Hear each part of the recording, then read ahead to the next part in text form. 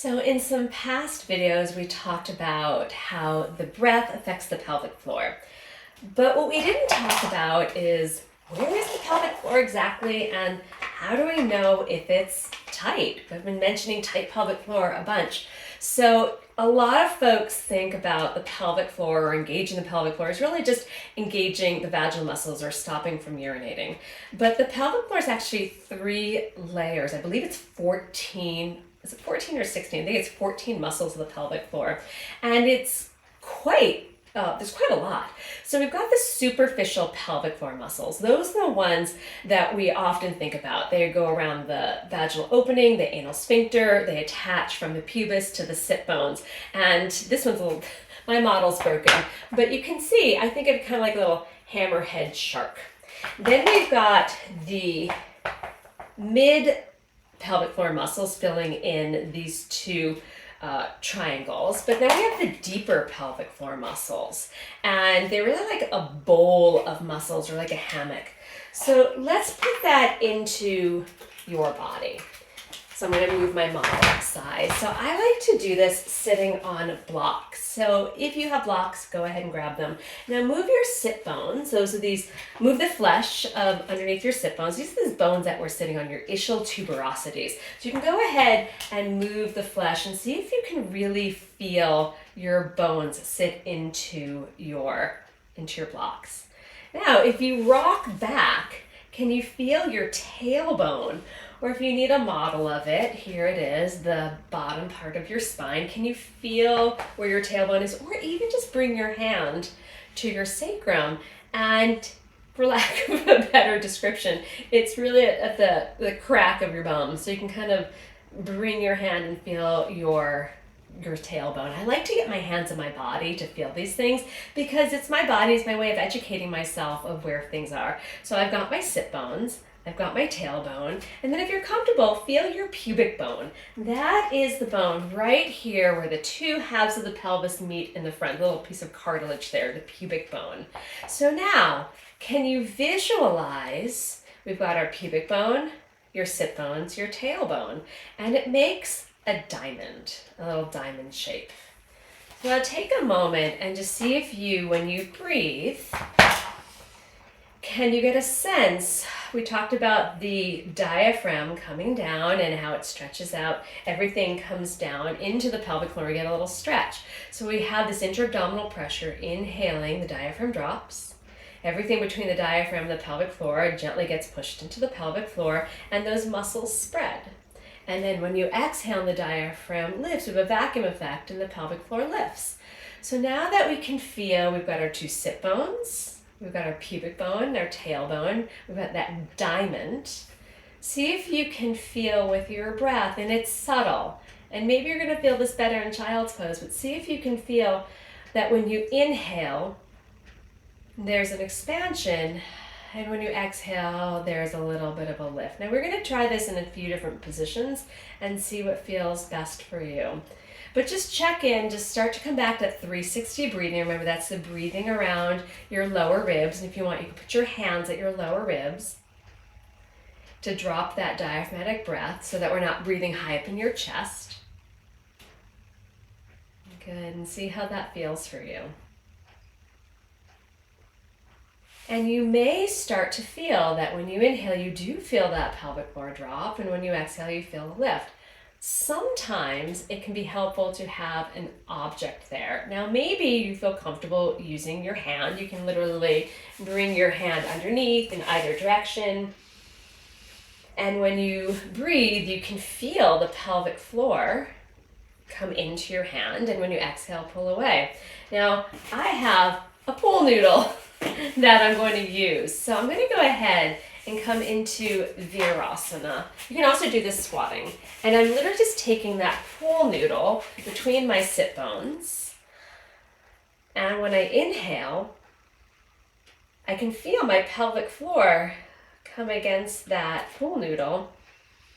And when I exhale, I can feel the pelvic floor lift away. Now, what I love about this pool noodle too is if I had a lot of tension in my pelvic floor it could be hard to relax around that. So this is a great way. I wouldn't do anything really much that, not thicker, but harder than the pool noodle, because you don't want something so hard like a tennis ball that when you put it between your sit bones and your perineum, you're actually adding more tension because it's so intense. So I sometimes with my teacher trainees for prenatal yoga teacher training, I roll up a mat and that has some give, and then I breathe into that. So this is a great one to feel the movement of your pelvic floor so that you can feel that when you inhale, the pelvic floor drops and the pelvic floor expands. You actually have a tactile object to feel the pelvic floor again. You can also use your hand, but if you're not comfortable, find something like a pool noodle or a rolled blanket or a rolled yoga mat, something that has a little bit of support there, that when you inhale, you feel it against it. And when you exhale, you feel it lift away. So that's a way of just figuring out, where is my pelvic floor and how can I find it? Because it's become really popular, which is very exciting to me as someone who loves the pelvic floor, to talk about the pelvic floor. But sometimes it's this kind of elusive thing because it's not a muscle group that we see. You know, we see biceps, we see hamstrings, we see quads, calves, but for the most part, we don't really see the pelvic floor. And it's, for the most part also, it's very internal. So having a sense of where it is and feeling the fluctuation, feeling the release, feeling the engagement can be really helpful. So let's talk about figuring out the state of your pelvic floor. Now, you might have heard, oh, you're pregnant, it is time to do Kegels. Now, I think Kegels have a time and place, but it's not a one-size-fits-all exercise, and I feel like sometimes it's thought of as that.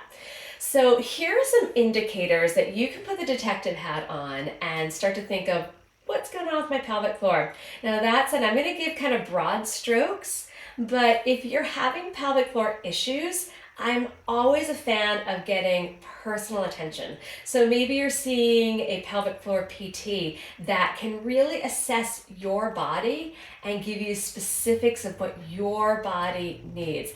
I'm going to give you some broad strokes that might give you some indication of like, ooh, maybe I shouldn't be Kegling, or think like, actually I need some strength in another part of my body. So some of my lists that can indicate if you have tension in your pelvic floor, really simple. The first one is pain with vaginal penetration. So if you're having pain, that can be a shortness of the muscles.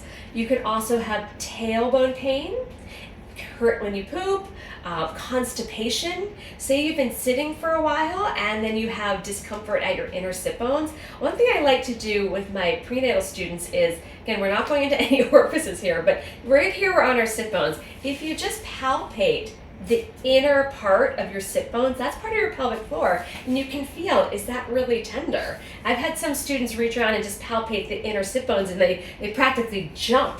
So if that's you, that can be a sign of tension in your pelvic floor. You also, if you have frequent urination, that can be it, or what I call the second pee. It's like you finish peeing, you get up, and there's still some that's dribbling down. That means the pelvic floor is not being responsive. So we want the pelvic floor, as I mentioned, to be springy. It shouldn't be so tight that it's not supporting the emptying of your bladder. A few others that you might have not thought about is if you're a butt clencher or a tail tucker, and then also if you're a chronic jaw clencher. There's actually connection between your throat and jaw and the pelvic floor. Just try this. Try clenching your jaw, and then you might notice, ooh, the pelvic floor lifts and tightens at the same time. So I'm clenching my jaw and my pelvic floor reacts to that. I know there's a neuromuscular connection. I think it's fascinating. I call it open throat, open vagina. So if you're a chronic jaw clencher, then that can be a sign your pelvic floor is also in a shortened stage. So what do I mean by tight?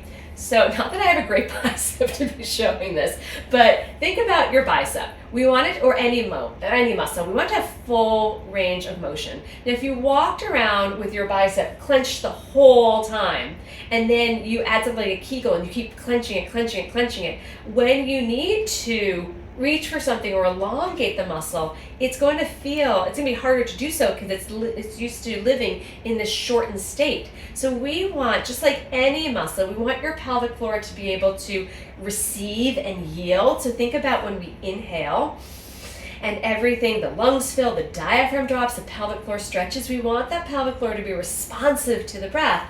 Or in terms of birth, we want the pelvic floor to yield to the opening it needs to deliver a baby.